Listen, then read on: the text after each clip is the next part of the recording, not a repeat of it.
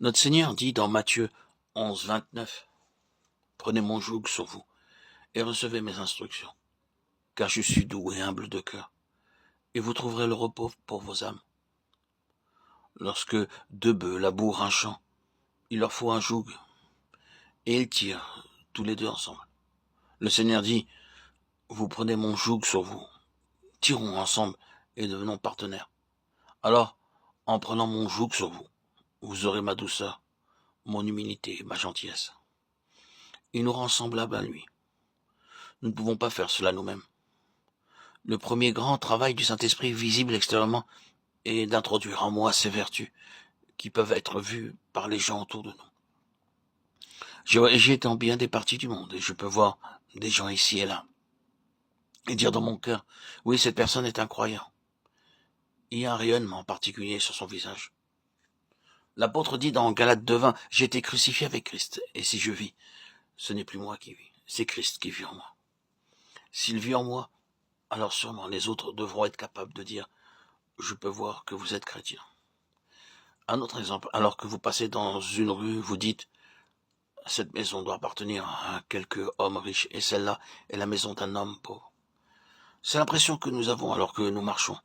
Par exemple, quand un homme vous croise, il dira, c'est la maison du diable, ou c'est la maison du Seigneur. Ils peuvent voir à mon visage si ce corps est le temple du Saint-Esprit. Ils peuvent le voir au visage, aux yeux, au sourire et à la manière de se comporter. Colossiens 3, 12, 16 énumère les vertus du croyant.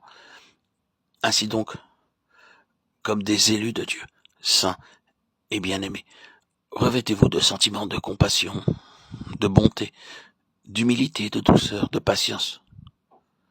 Supportez-vous les uns les autres, et si l'un a sujet de se plaindre de l'autre, pardonnez-vous réciproquement. De même que Christ vous a pardonné, pardonnez-vous aussi. Mais par-dessus toutes ces choses, revêtez-vous de l'amour qui est le lien de la perfection. Et que la paix de Christ, à laquelle vous avez été appelés pour former un seul corps, règne dans vos cœurs. Et soyez reconnaissants que la parole de Christ demeure en vous dans toute sa richesse. Instruisez-vous et exhortez-vous les uns les autres en toute sagesse, par des psaumes, par des hymnes, par des cantiques spirituels, chantant à Dieu dans vos cœurs en vertu de la grâce. L'habitation de l'Esprit introduit en moi toutes les grâces et les vertus du Seigneur Jésus, non par mes propres forces ou mes propres efforts, la connaissance de la Bible ou de longues prières, mais par le Saint-Esprit. En permettant à Dieu de s'emparer de ma vie, en disant « Je suis à toi, possède-moi complètement. Je te donne pleine autorité. » D'autres pourront voir toutes ces vertus briller sur mon visage avec la beauté et la gloire de Christ.